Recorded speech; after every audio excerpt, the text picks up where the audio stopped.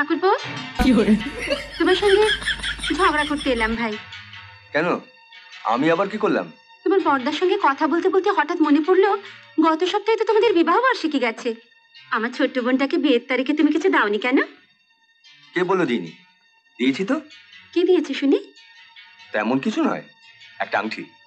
সত্যি আংটি দিয়েছো? এই তো তোমার সামনে দাঁড়িয়ে আছে, সত্যি কি মিথ্যে জিজ্ঞেস করো না। কে রে জয়া, আংটিটার কথা আমি বলিসনি তো? বলিনি মানে? ঠিক আছে, আংটিটা একবার আমায় দেখাতো, দেখি তোকে ভালো মেয়ে পেয়ে সোনার নাম করে রোল গোল্ডের আংটি দিয়ে তোকে ভোলালো কিনা। এখন আবার আলমারি খুলবো? কাল সকালে এসো না বড়দি, তখন দেখাবো। আবার সকালে কেন? দেখতে চাইছি যখন দেখাও না। কতক্ষণ আর লাগবে?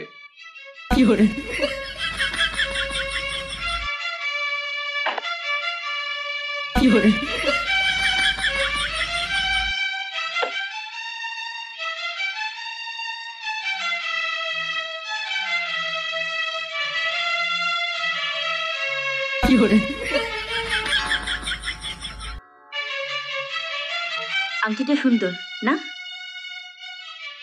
দেখো তো ঠাকুরপো, তুমি এই আংটিটাই ধুয়েছো কিনা? ওই দেখি।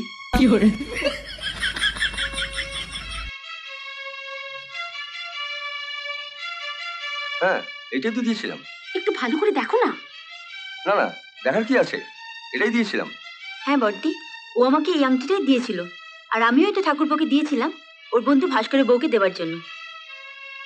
আমি যেদিন ঠাকুরপোকে আংটিটা দিচ্ছিলাম, বড়দি নিশ্চয়ই আড়াল থেকে দেখেছিল, তাই সব কাজকর্ম ফেলে ছুটে এসছে আংটিটা নিয়ে তোমার আমার মধ্যে ঝগড়া বাঁধিয়ে দেওয়ার জন্য। তুমি আংটিটা বলছো দিয়ে দিয়েছিলে, তাহলে এটা আবার তোমার কাছে এলো কি করে? বেচারা বড়দি যখন সকালবেলা গুড্ডুকে স্কুল থেকে আনতে গেছিল, তখন ভাস্কর এসেছিল ঠাকুরপোর খোঁজে।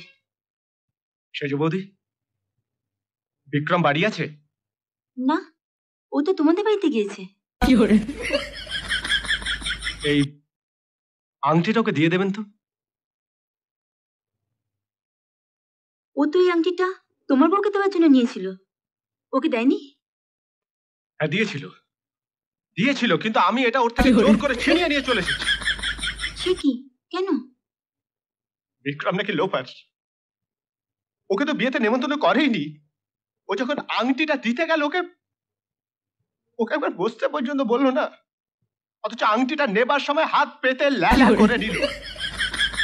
এই আংটিটা পরার অধিকারও নেই।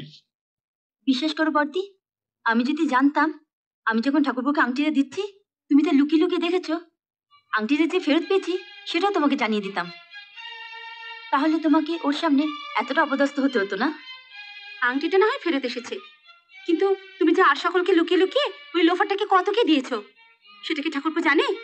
এইসব ছোটখাটো ব্যাপার নিয়ে মাথা ঘামাবার মতন সময় তোমার ঠাকুরপোর নেই। সব ব্যাপারই ছোটখাটো নয় জয়া, তুমি কি অস্বীকার করতে পারো বিক্রমের প্রতি তোমার কোনো দুর্বলতা নেই?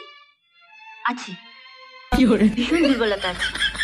আমরা 3 বোন, ভাই নেই। এই বাড়িতে এসে ঠাকুরপোর মতন ভাই পেয়েছি, ওর প্রতি তো একটু দুর্বলতা থাকবেই। ভাই, তুমি কি মনে করো আমি কিছু দেখিনি? রোজ রাত্রিরে যখন সবাই ঘুমিয়ে পড়ে তখন তুমি প্রায় বিক্রমের ঘরে যাও না? হ্যাঁ যাই, রোজ মাঝরাতে উঠে আমি বাথরুমে যাই, এটা আমার অভ্যেস। বাথরুমে যেতে গিয়ে যদি কোনো সময় দেখি ওর গায়ে চাদর সরে গেছে, দিদি হিসেবে আমার যে কর্তব্য তাই করি, ভাইয়ের গায়ে চাদর দিয়ে দিই।